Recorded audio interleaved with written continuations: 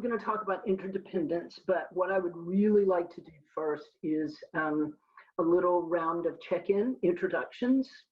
And I want to let everybody know, I want to invite everybody to, for at least for this part, please turn on your video so that we can see each other and know who's in the room. And then if in the course of the period of time you need to turn it off for whatever reason, because some kid is screaming or because you have to leave the room or whatever it is, that's fine. But I really would like for us to, I want to see you. That's part of the fun here, is getting to actually see people. So please turn on your video for this introduction part. And also, everybody needs to know that Compassion Atlanta is recording this, and it will migrate its way to YouTube at some point. So just be aware of that. So here's what I would like to do. I would like for us to go around, and I would like for us to say our name. I would like for us to say where we are in the world, because I know that people are spread out in several different places. And I would also like for you to just say what your situation is, you know, a sentence, 2 at the most. I'm home alone. I'm home with 3 kids and my husband. Please help me. You know, sort of whatever, you know, whatever your situation is, I think it would be really fun to share that and have some sense of where we all are. So I will start. I'm Sue Gilman. I'm in Atlanta, Georgia. I am here in my house by myself in East Atlanta. I go to work occasionally, and when I go, I'm there alone.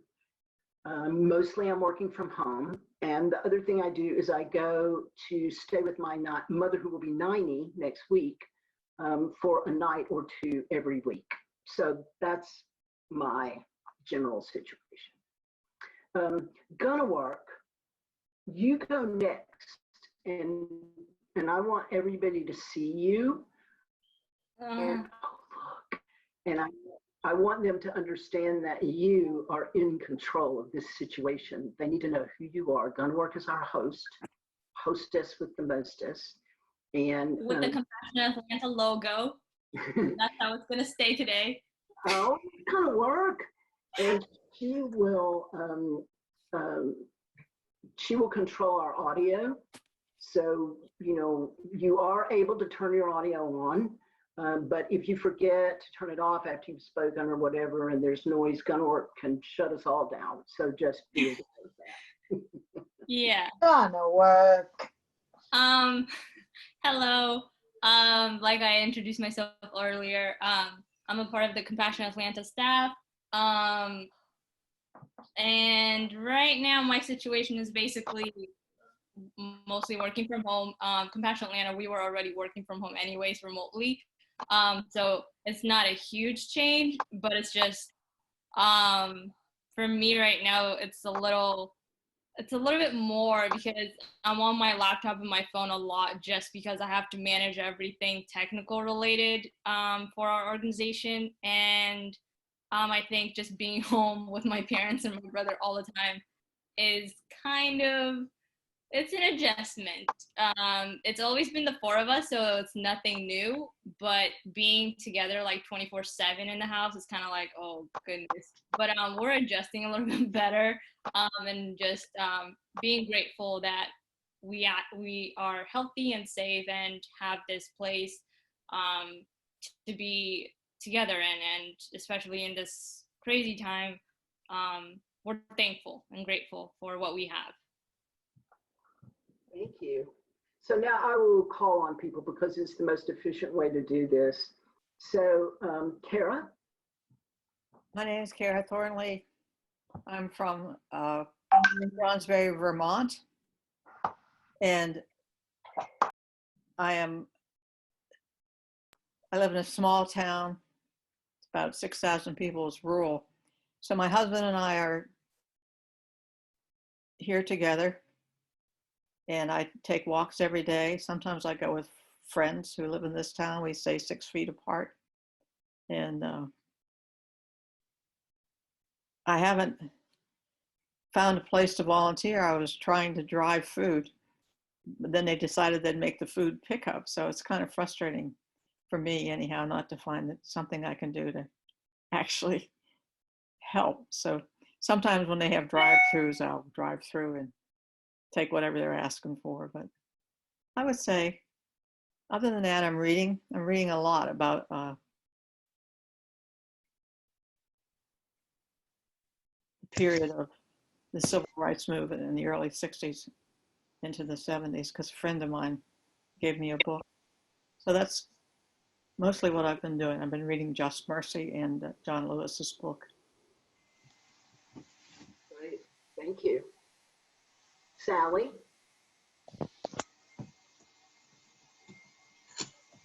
Hi, my name is Sally Larrick. I live in Decatur, and I'm part of the Shambhala community, along with Sue.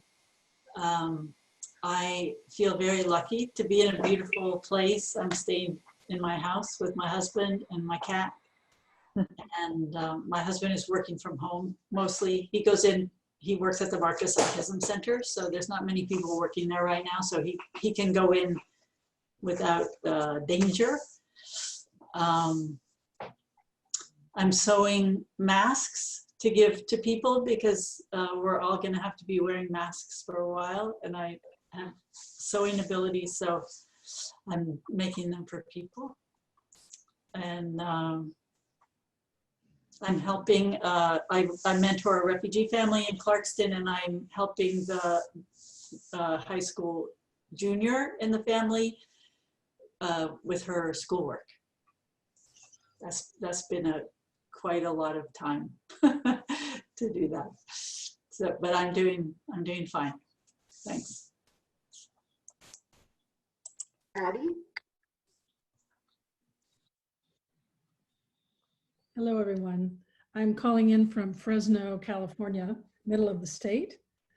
And I'm in my home alone, but have been in the midst of a 3-week practice period. I practice in the Zen tradition. And so this has been consuming a lot of my time too, but a wonderful practice period that's been focused on women of the way, which is wonderful, having all this female spirit for these times right now. It's been great. Prior to these 2 weeks, I was down in Long Beach, helping my niece with her 2.5-year-old and 5-month-old. And that was before COVID really kicked in. It did so after I'd been there for a couple of days. So nothing like small children to keep you in the moment. And that was a really wonderful time. But I'm back in Fresno, in my home now, getting outdoor time and also spending time with this practice period right now. Thank you for doing this, Sue. Thank you for joining. Edwin? I'm always surprised when I get called on. I'm in Sewanee, Georgia, and I'm also a member of the Shambhala community here in Atlanta, and I've been spending a lot of my time running our technical sessions on our online outreach, and then everything's sort of normal here. We're all just working from home. I'm covered up in foster dogs right now because we have a thunderstorm, and apparently I do something that makes them feel safer. I'm not sure what it is.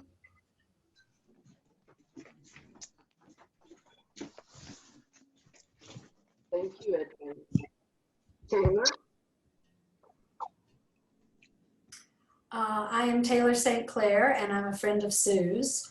I'm in Avondale Estates, Georgia, with my husband, George Nikas. And I am an actress, and obviously not getting auditions right now. Actually, I do. I have one that I'm kind of leery about because they think they're going to start filming in midsummer, and if I get the part, I'm not sure how I feel about that. I think that's it. I'm really having a lot of time to self-reflect, notice my patterns, decide to change some and accelerate others. And I think that's all I need to say. Thank you. Mogi? Hello, everyone. My name is Amoga, but I go by Mogi, and I'm based out of Atlanta, Georgia. Working from home. I'm pretty sure you all saw my dog multiple times. I adopted him recently. His name is Otto, and he's very eager to please, very treat motivated, so we're making good progress. This week will be week 5 of having him, so I'm glad I got him, because otherwise I'd be going mad sitting at home all day. Yeah, that's my situation. And Sue and I met at our wine club, our weekly wine tasting. So yeah. Which I really miss. I do too. Oh my God. Have you been to any of the virtual ones yet? They're really good. I'd recommend it. Good to know. Thank you. Condor. I'm Kinsuk George A., aka Gil Robeson, and Mrs. George Nikas. Please say hello to your husband for me. We were great friends way back in the 60s. I think my claim to fame with George is that we did not go to Woodstock together. Good to see you, Sue. I'm a Buddhist monk, and I'd hoped to be in India, back in India where I live most of the time by now, but karma and corona had different ideas. And so now I'm staying with a friend here in Southwest Atlanta and spend quite a bit of time doing pujas and working on this lovely garden that needs a little work and is quite fun for a break. I'm not sure when I'll be out of here. Evidently, it's going to be June before lockdown is over. And I don't know how long it will be safe to travel after that, since this recirculated air in flights is not so good. I spent a lot of time, probably too much time, chatting with friends in India and keeping up, in Nepal, and keeping up with how things are going there. It's very interesting that people are much more compliant there than we Americans are with lockdown, and more responsible. I can talk about that later if you're interested, but it's quite a contrast to us here in America.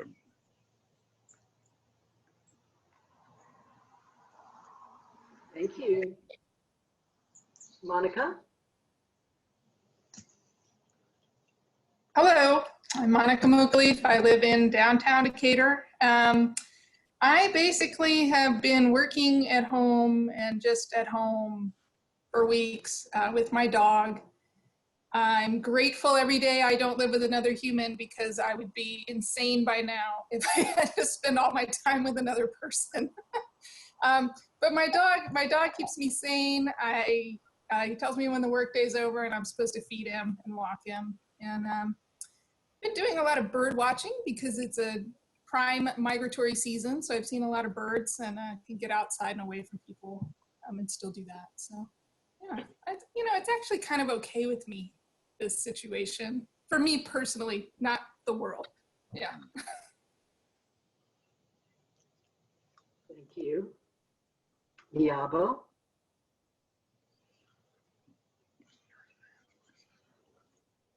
Hi, my name is Iyabo Onikbede. I live in Clarkston in the Atlanta area. I am co-director of Compassionate Atlanta, and I work with Gonna Work. And Sue, I co-direct with Leanne Rubenstein. So I live alone, no pets. I'm not an extrovert, but I'm a social person. So this has driven me nuts. But I'm so grateful that I can work from home and I have everything I need. I really have absolutely nothing to complain about, but this lifestyle of compassion says I shouldn't be complaining, but guess what? I'm complaining. but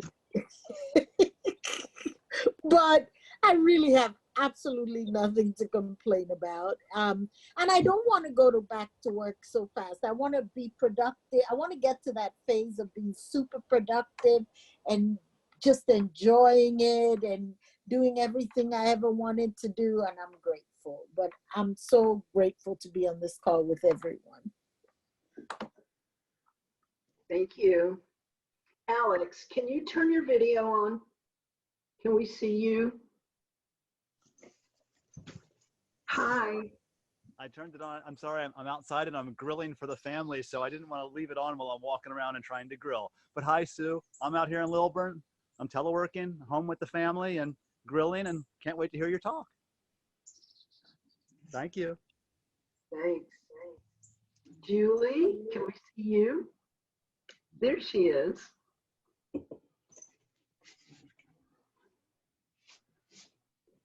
Oh, we can't hear you. Can you unmute yourself? Okay. Uh-oh, you're still muted. There we are. Okay. I'm in Decatur, Georgia, and I didn't know we were going to do all this check-ins. I'm comfy on the couch, lying here, tuning in. And in terms of like doing things here, I am taking a class, so I'm doing a lot of reading for that. And we were supposed to meet next week, but we'll do it virtually. So it's like kind of the same format, a 4-day intensive over the computer. And I got a preview of that because I was on an online retreat for the last 3 days. Really similar, if you're familiar with sort of an all-day retreat where you do maybe mindful eating and you meditate and, you know, some little bit of talks. We broke out into like chat rooms. That was more of our talking time, and just sort of what that looks like, what it feels like, and really timely for the world we live in, right? In terms of even if we were all in our cars driving places, it is really hard to, you know, connect or get that time together. So anyway, that's sort of where I am, and I can feel the energy from that retreat. So I did some dancing today. My friend Edwin sent me a little musical number from Pippin, and I couldn't stop dancing. So I'm a little tired. And yeah, it's good to see everyone.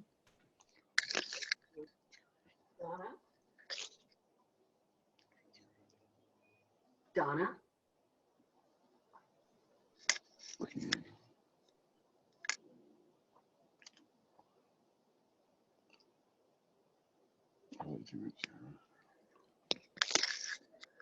Hi, I'm Donna Gilman.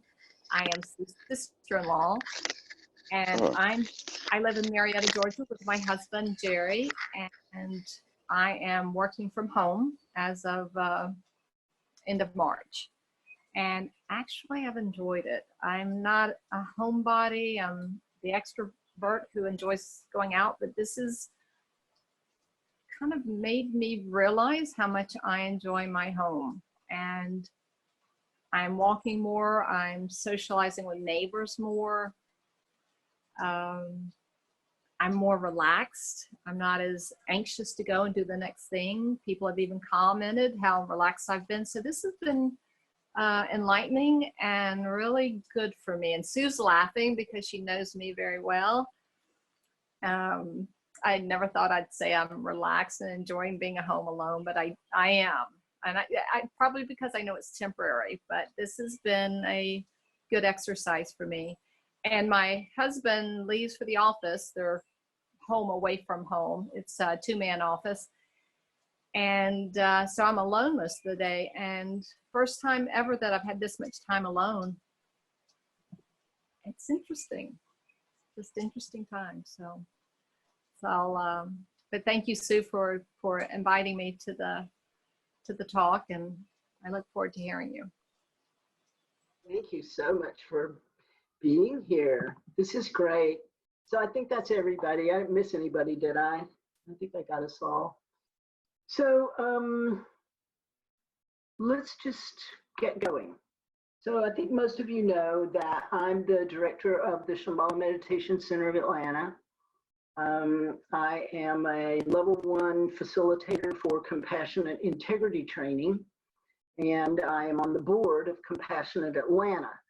So I'm going to bring a lot of that all together in our conversation about interdependence today. I've been studying Tibetan Buddhism for, I don't know, 30 years. I'm not a scholar. I'm a teacher, but not a scholar in any way, shape, or form. But I have studied it a lot. And ever since the virus, ever since I began to understand the way this virus travels, I've been thinking about interconnectedness and how this is such an incredible opportunity to really think about it and look at it and give some time to it. So there's this Sanskrit word, praticca samutpada. That word is translated as dependent arising, interdependence. This is a fundamental tenet of Buddhism, pretty much all of the Buddhisms. It's fundamental to Zen, it's fundamental to Theravadan, and others. In Tibetan Buddhism, the teacher Nagarjuna is most credited for explaining these teachings. He lived in the 100s, I think, something like 150 to 200, 250. So dependent arising says that nothing is independent, nothing stands alone.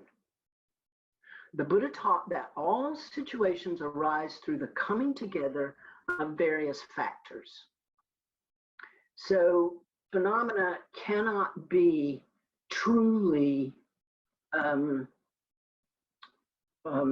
independent, self-existing. Everything depends on something else. This is so, this just fundamental truth about reality is so counter to how we think and value in Western society. So, I mean, just the simplest way of thinking about it is breathing depends on oxygen, which depends on photosynthesis, which depends on plants and the sun, which depends on, so you can go on and on and on. You can explore the interconnectedness of phenomena endlessly.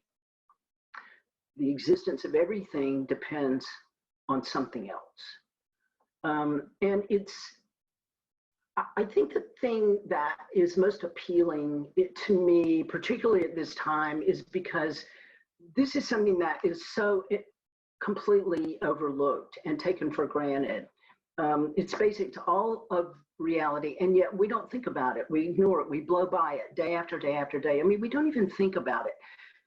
The ramifications of that particular ignoring are many, many kinds of dis-ease, such as forgetting the sacredness of life and respect for the natural world. So what I want to do is a little exercise where we're going to explore in a really fundamental, down-to-earth way the mechanics of, in an experiential way, we're going to explore the mechanics of interdependence. I see that Bob and Pamela have joined us. We're running kind of away, and so I'm not going to come back and check in with you guys, but we'll do that a little bit at the end. And Pamela, if at all possible, please turn on your video so that we can see your beautiful face, so that I can see your beautiful face. So everyone is encouraged to have their video on. So here's what we're going to do. We're going to break up into groups, and we're going to spend, I think at this point, it's going to be about 10 minutes. And going to work, I'm looking at this group and I'm thinking that if you and I stay out, we have 1, 2, 3, 4, 5, 6, 7, 8, 9, 10, 11, 12. There's about 14 people. Maybe we'll do, she is, hey darling, maybe we'll do 3 groups, divide everybody into 3 groups. And I think that'll be enough that part of what I'm thinking about is the discussion that we'll have when we come back. And so what do you think? Will that work? Yeah. Okay. Okay. So 3 So- rooms. Yeah, 3 rooms. Yeah, Okay. exactly. Now, let me give everybody instruction before we do that, though, okay? Right. Okay. So when you get into your groups, what I want you to do, first I want you to reintroduce yourself, and all I want you to say is what your name is and where you are on the planet, like just where you are, just to like refresh everybody. And what I want you to do in your group, first of all, you need to identify a scribe, somebody who will take notes and write everything down and be the primary person to report out when we come back together. And what I want you to do, and I'm going to slip over here and look at my notes real quick because I want to be really clear. I want your job is to identify every single person who is involved in the process of getting a roll of toilet paper from nothing into your bathroom. So that means stocking, marketing, manufacturing, every single individual human who is involved in that process. Identify them, write them down, as many people as you can come up with. And when we come back together, we'll have a little chat about who you discovered and who you identified. All right, let me make sure.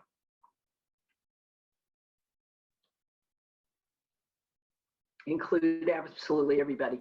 We will wait. We won't include the endless psychologists who are going to analyze our toilet habits once this pandemic is over and explore why in the world everybody's hoarding toilet paper in this country and apparently all over the planet. We'll save that one for later, but just the process of from nothing to arriving in your bathroom. And we'll do this for like 10 minutes. So let's just have a quick report out. I feel like somebody's mic is open. There we go. I feel like a lot of similarities, undoubtedly. There will be a lot of similarities, but I would love to hear just a few things from each of the groups. Who wants to go?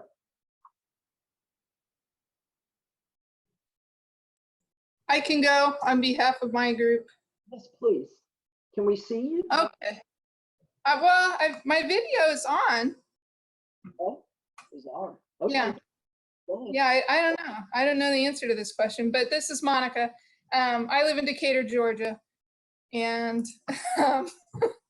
we started with nature. You have to start with nature before you can even get the stuff to grow that's going to become the primary product that creates the toilet paper. And from there, you need all kind of people who are involved in planting trees and chopping trees and inventing the entire idea of toilet paper. And all the people who had to think of how to make that happen, how they drive the raw materials to the place where they turn it into stinky pulp, and then how all those people that it takes to run a paper mill, which is really a lot of different people. You have boilermakers and you have electricians, all the trades.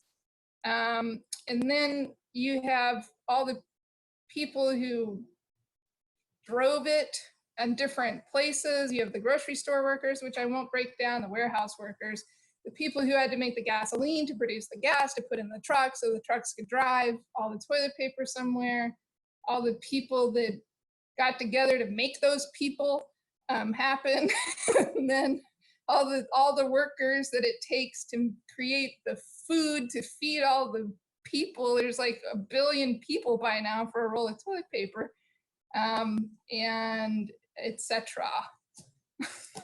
Oh, and dinosaurs to start everything off for the petroleum products so you could drive things around. That's amazing. We talked about dinosaurs too. Dinosaurs are important. Oh no. Thank you. Very good. Does anybody have anything in addition to what Monica covered? Well, we pretty much had the same, you know, it got to be millions, if not billions of people, because they have to get fed. All the people that work in all those places have to get fed. And but we also said the engineers and the designers, and we talked about Rosanna Dana from back in the day. I think Taylor has to tell the story of Rosanna Dana. Anybody who watched Saturday Night Live when Gilda Radner was around, she did this whole thing with a piece of toilet paper on the bottom of her shoe. She was being interviewed as Rosanna Dana, and it was absolutely hilarious. And it started a whole bunch of toilet paper jokes, etc., which, you know, add to the mix. It was sort of a sidebar. That's all.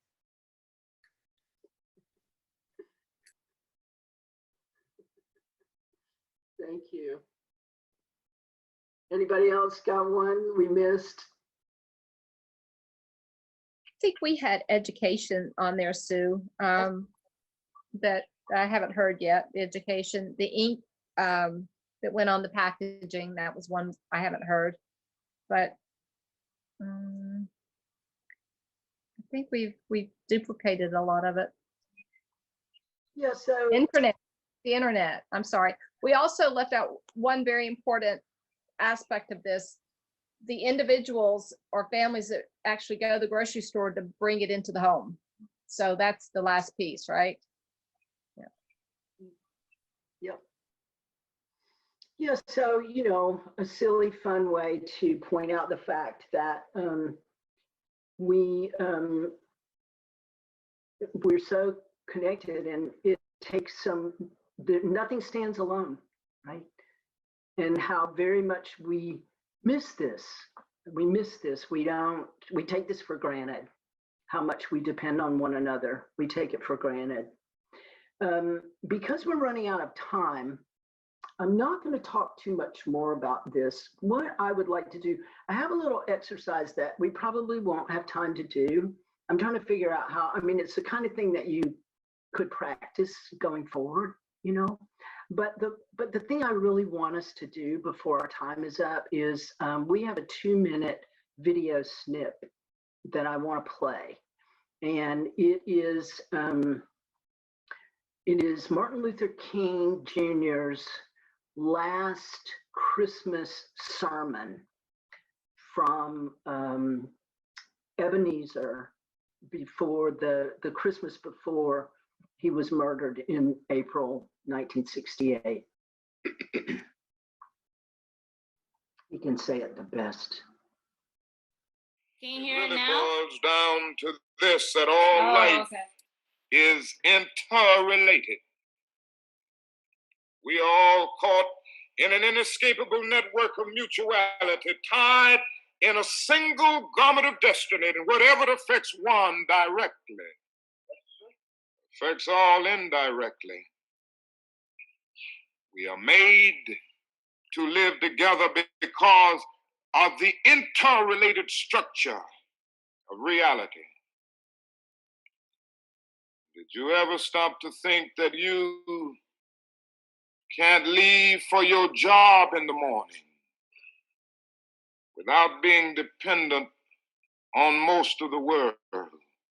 You get up in the morning and go to the bathroom and reach over for a sponge, and that's handed to you by a Pacific Islander. You reach for a bar of soap, and that's given to you at the hands of a Frenchman. And then you go in the kitchen to drink your coffee for the morning. That's poured in your cup by a South American. Or maybe you want tea.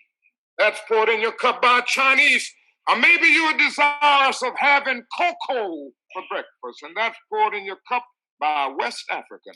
And then you reach over for your toast, and that's given to you at the hands of an English-speaking farmer, not to mention the baker. And before you finish eating breakfast in the morning, you're dependent on more than half of the world.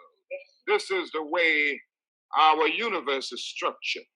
It is its interrelated quality. We aren't going to have peace on earth until we recognize this basic fact of the interrelated structure of all reality. Hard to say it better than that. So it's after 6 already, and I want to be respectful of our time. Maybe we could spend another 2 or 3 minutes if anybody has questions or comments or something that you want to say, or maybe we can just do a quick checkout and each one of us could say how we're leaving, you know.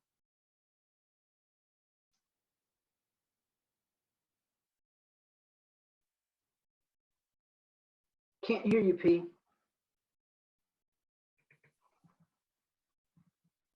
Pamela, you're muted.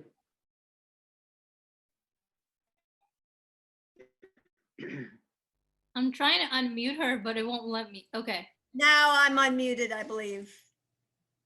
Can you hear me? Yes. So I'm sorry that I was late. I'm really happy that I was here for what I was here. And I would just like to share this piece that I'm working on just for fun. And it's not meant to be like perfect because I'm just playing. But this piece is called We're All in the Same Boat.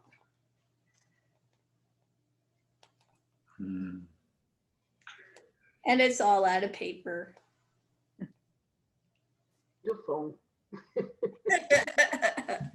Thank you, Sue. Perfect.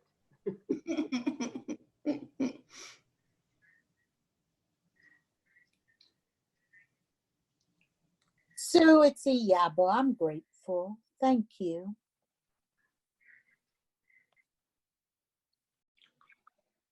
Thank you, Sue. This is Bob. And, you know, one of the things that this time has taught us is how we're all interdependent and interrelated all the time. And it's so easy to get tied up in our own stuff that we lose track of that. Thanks for this reminder.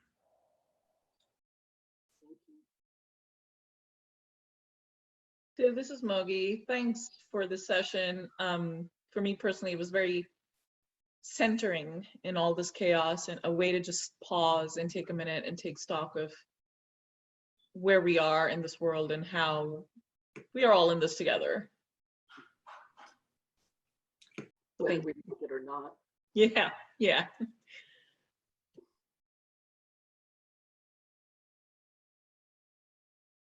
Sue, thank you. This is Donna, and I want to say that I, for one, take so much for granted. It's just available to me without giving consideration to all the energy, the resources, the heart and soul of the people that put into the products and into the life that I probably take for granted too often. So that was insightful for me. Thank you.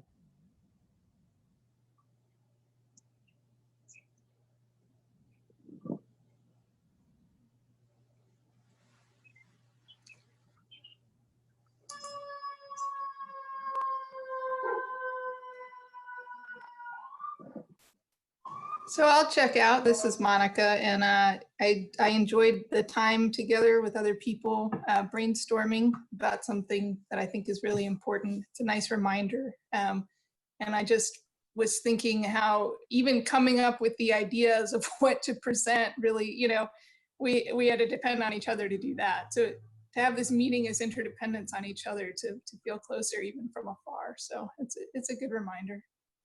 Thanks. Yeah, and I'll check out. Thanks, Sue. I enjoyed my breakout room with people that I hadn't met before from different parts of the country. And Yeah, it's a good reminder. Thanks.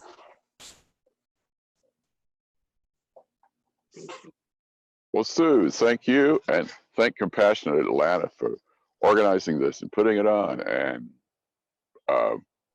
all the trouble you've gone to think this up.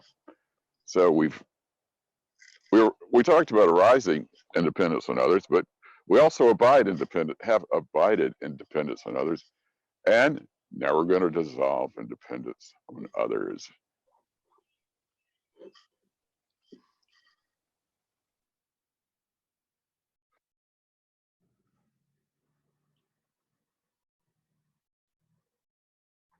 Anybody else? I guess. Oh. Who? Taylor had to go. Right. Bye, Sue. Thank you. Thank you. Thank you all so much. My hope is that we will, through this wild and crazy radical change, the whole world will deepen appreciation for each other and the planet. Cross our fingers. Love you all. Thank you. Thanks, Gonna Work. Thank you so much for everyone for being here. Thank you, Sue. You're the best. Thank you. Bye. Nice to meet you.